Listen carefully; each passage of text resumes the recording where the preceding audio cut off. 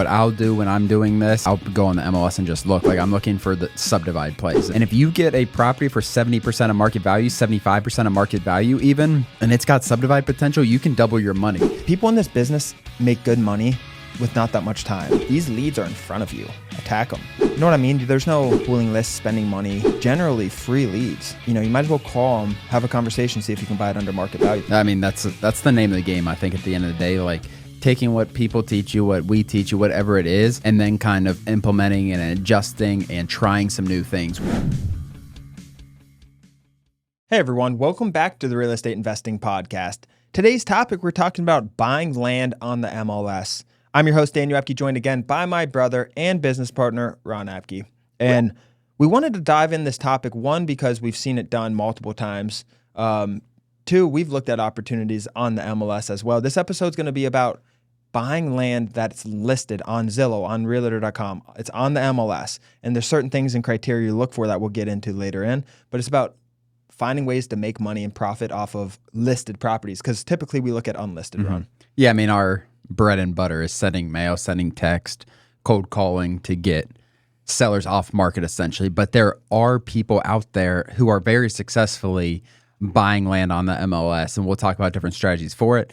Are you going to be able to buy land on the MLS for 40% of market value? Probably not, like we do when we're buying off the market. But there are different strategies when you can make a good amount of money, and we can talk about expired listings, all these different things that relate to the MLS. Yeah, and you can get more granular and look at, because all of a sudden, if you're looking at the MLS, you can get a little bit more granular with what you're looking at, because what's the MLS provide? Pictures. Descriptions, things like that. So you can get really granular with what you're sending because you have that information in your forefront. And we're going to get into all that. And then there's different projects. And then we're going to talk about not only other projects that you can do and how to make money on this, but also the idea that buying on the MLS doesn't necessarily mean that you're buying at 100%. And that's kind of where I want to start. Buying on the MLS, you don't need to buy it at 100%. So let's talk about 100% of market value I'm referring to. So let's talk about motivation and why someone who has their property listed on the MLS would want to sell to you for cheaper. Speed, I think, is one thing. Starts. Yeah, I think a lot of when investors are trying to buy properties on the MLS, whether it's land or not land, like one of their biggest sales points typically is speed, like how fast they are familiar with these type of deals, all these different things. They understand what it's like to buy whatever the asset is. In this instance, we're obviously talking about land, but I think speed is a sales thing, and it's also difficult to sell land. So maybe the seller is listed with a realtor that's bad, and that's where you have an upper leg when you're looking on the MLS, is you understand what a property is supposed to be look like when it's listed. There aren't that many buyers for land, so if they're listed incorrectly, they're listed poorly, their realtor's not responding, that can create a sense of lack of interest from buyers, and reality, it might just be poor marketing, poor realtor. That's the thing. So when you're looking at these, one of the key things you can look at is how long it's been on, sitting, saves, views. You can also look at the marketing, the pictures, the description, things like that. If those are poor, it's going to reach if it's not getting views, it's going to reach, 20% of the people it should. And there's people in our community, one we had on here, Landon, and Landon's another coach at Land Investing Online. But there's people that, have naturally run into that because their offers get sent out to mail, or because their offers get sent out through mail to people that are already listed. So they call back, they say, hey, my property's listed. Are you interested in buying? You can submit an offer, whatever. And then the conversation starts there. And then there's people like Landon who have gone out and actually targeted them successfully as well. Yeah, and there's definitely different ways to do it. And you talked about poor pictures. You talked about old listing, lack of saves. That's not even taken into account, are these realtors actually answering the phone? Because a lot of times, and that's when you are reaching out to these people, like, you need to work to get in touch with some of these realtors. And if you have to work to get in touch, a lot of times you can get it cheaper because they're not doing their job. They're not answering the phone, whatever it is. Typically, those are associated. Bad listings, bad descriptions, long time on the market is typically associated with a realtor that might not be very responsive. And that's when you can get really, really good deals. Yeah, absolutely. And then, what are we looking for when we're doing that? Like, if you're just buying, because you're not going to buy it at 40%. Yeah. Might be 70, 80%, quick cash offer, whatever, it's been sitting. Sometimes you can get it cheaper for sure. I've seen people get at 50% of what it's worth because the people have been sitting for 6 months, not sold it, barely any interest. They're like, oh, I want to sell this land. They get it. Yeah, it's defected land, whatever it is. And that can happen too. But typically we're looking for some sort of improvements. Yeah, for sure. And how we look at it is, or what I'll do when I'm doing this, and it's not something we do regularly, but I'll go on the MLS and just look. Like I'm looking for the subdivide places. The most common, I think, where you can find properties with good road frontage. You can look into them and see the potential. And if you get a property for 70% of market value, 75% of market value even, and it's got subdivide potential, you can double your money. And that's how you can double your money on the MLS, is having a value add, whether it's subdivide or develop, but subdivide's going to be the quickest start to finish. I agree. And that's the thing where the pictures come in handy. Yeah. Because then you can look and you can see the road frontage, copy that address or APN, go to the land portal, see how much road frontage, map it out on the landportal.com with all that. Can even skip trace them right on the land portal for free. One click skip trace, call them up and see if you can gauge their interest, because then all of a sudden you have the seller's direct, and you can kind of talk about that. But then you have to start looking at the future value of what the property is going to look like after, or what financially, what it's going to look like after you sell off all 5 parcels or sell off all 10 parcels. And then you work backwards and you see your profit potential, how much it's going to cost you. And then you can kind of work backwards to an offer. Sometimes you can pay 100%, no problem. Mm-hmm. You don't need to if it's been sitting. I would highly recommend not submitting an offer that's 100%. Probably closer to 80 is what I would do. But if there's margin there, then you can buy properties. People don't have it.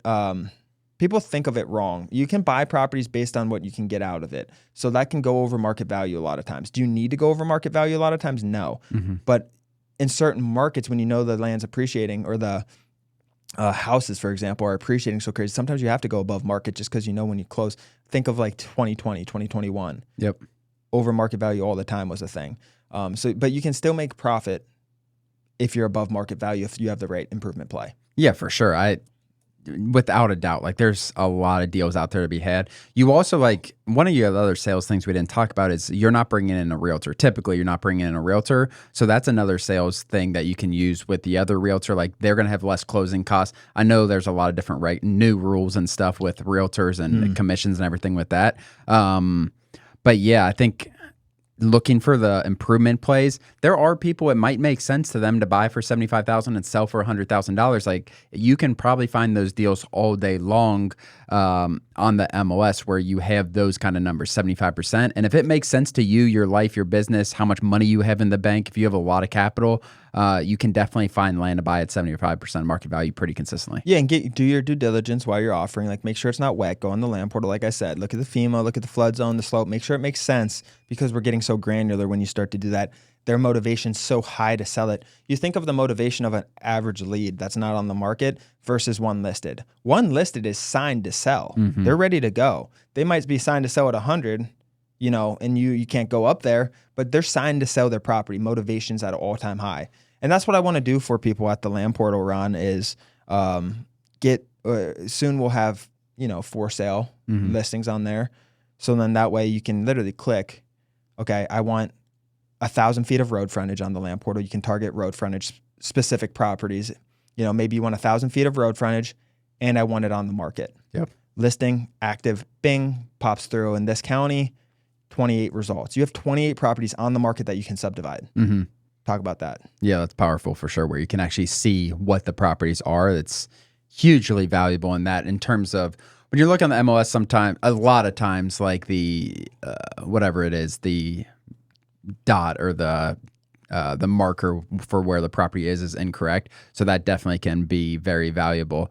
But yeah, I think, who does this fit for, Dan, as far as, is it just something everyone should be doing? Like, if they want to do it in their area, a couple of counties removed, like, it doesn't take more than an hour a week. Like, you just take a look. Okay, I'm focused on this area. This area is easy to subdivide. Let's just look on the market, see what's going on. Yeah, but I want to go back a little, because I wasn't referring to the dot and lining it up with the property as much as I was the ability to filter based on road frontage for a subdivide. I see what you're saying. Yeah. You're filtering by 1,000 feet and it's active. And then all of a sudden your search criteria gets really narrowed based on subdivides. You can do a lot of other things too. You could do that for the whole country at once. You could do that for the whole country at once. You could do that listing expired. I'll have that for you guys. Things like that you can get really granular with doing, because you have 1,000 feet of 2,000 feet. You can do whatever number you guys want.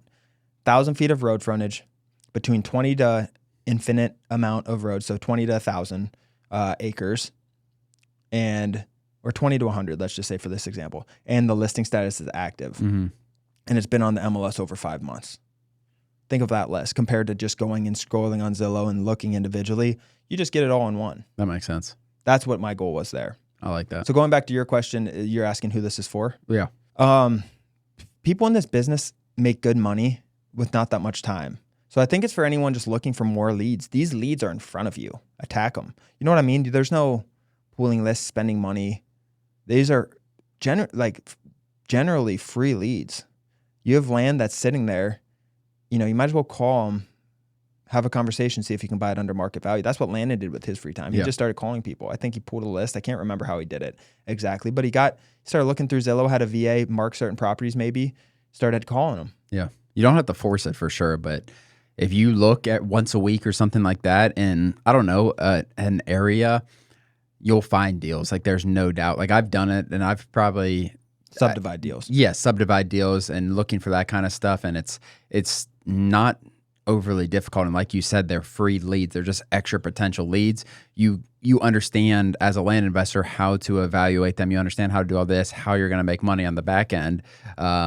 Just I don't think, shoot your number that makes sense to the realtor or whoever's trying to list it.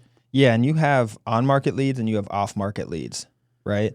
The two things I really like, one are generally, like you said, we're targeting off-market. Mm-hmm. That's almost all we do. So we can expand the inventory of who we approach now and make it on-market. And our inventory goes up, competition's low. There's not a lot of land investors out there going for on-market deals. I'll tell you that right now. They're very, very little amount. So competition's going to be lower, and they're going to be highly motivated as well. And then another thing I like that's besides this fact is we're looking to expand inventory and how much land we can buy in the U.S. You talk about survey hacking too. You know what I mean? Doesn't really go with this, but you just talk about growing your inventory from what it is now exponentially. And you look at these three things, start looking at on-market deals, start looking at survey hacking. Yep. Survey hacking, you can buy land with houses on it. And you can also buy part of someone's 1,000 acres and buy 10 acres of it because they're going to be more willing to. Or you can buy someone sitting on 20, 30, 40, 50 acres with a house, buy 10 of it, 20 of it. And I think the reason I'm bringing this up is because there's so many ways. This is land investing. And there's so many ways to make money in land investing. And you look at the small population of inventory that everyone's going after. And it's a lot of inventory in land. It's not small. But you look at it and the competition is getting higher and higher always because it's so profitable. People are coming in. You got to start looking at different niches. This is one of them. It's expanding your inventory. There's no competition in survey hacking. I can guarantee you one thing. If you send a text or let's just say you send a text to someone who owns 40 acres with a house on it and you say, I want to buy part of your land. I would bet anyone that's listening at this time $1,000 that person has never gotten a text like that before. Yeah. Same thing with on the market. I wouldn't bet $1,000, but I bet 20. Yeah. On the market definitely would be. For survey hacking, I think on the market would be much more difficult just because without the realtor in there, I think it could be simpler. But realtor does make it difficult. But you're also looking for improvement plays so you can pay more. For sure. And I think you can make it make sense for both people, but then the realtor has to sell 2 properties for them to make as much money. But yeah, 100%. Yeah, you do text for survey hacking, all this. I know we're getting off topic in terms of MLS. You say, listen, you make this a good transaction. I'll use you on this. I'm going to subdivide this up and I'll use you on the other side. Yeah, that's probably definitely illegal, but for them to do it. Yeah, but there's so many different ways. I think if just expanding your leads, like Dan said, is so important, and like being able to take potential leads. And Landon is someone who's sending 50,000 texts per month, sending it's ridiculous. Over 10,000 pieces of mail per month, and he's still doing that other thing. So it's just like I think it's just a mentality going after deals. We got to get him back on here. Yeah, we need to get him here. A lot of updates since, when was that? If you guys haven't listened, Landon was on our podcast. Probably a few months ago, yeah. Maybe early. It's longer than that. I was here for a few months. It's way before maybe that. April or so, because he was planning on quitting in July, and then he quit much, much earlier than what his... March or April, probably. Yeah. So there's the episode there. Landon is someone who was able to quit his job within how many months after starting? 6, 7, maybe. And he's phenomenal for keeping an open mind and attacking different methods that people aren't looking at while staying focused and knowing what his specialty is, but also just looking and making things happen and doing things with leads no one else is doing. Yeah.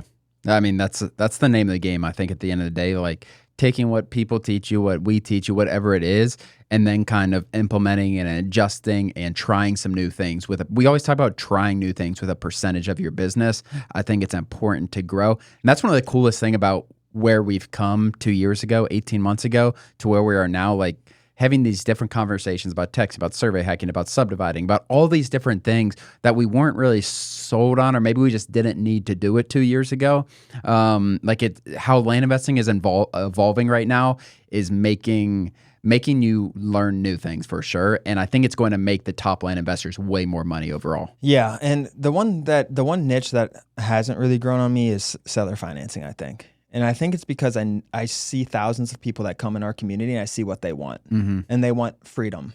And seller financing doesn't necessarily provide that immediate freedom of what $25,000 flip can do. And that's why I haven't turned on that. But yeah, survey hacking. And you see the Discord, people talking about survey hacking. Everyone's doing it. They're asking for the lingo. I'm like, I don't know how to write this contract up. I tagged you.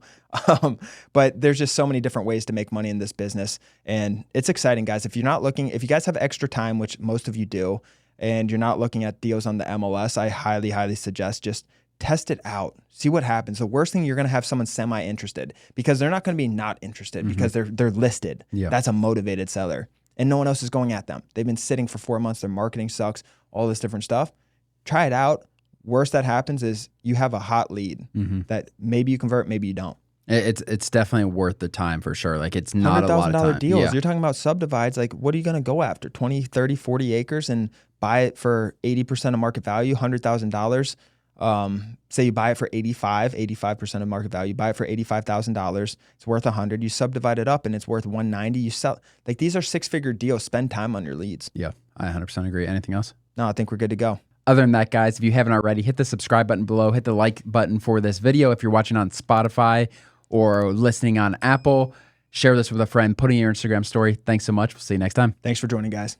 As always, thank you for joining. Please do us a huge favor and like and subscribe our YouTube channel and share this with a friend. It really means the world to Ron and I, but more importantly, it could help change the life of someone else. Thanks for joining, and we'll see you next episode.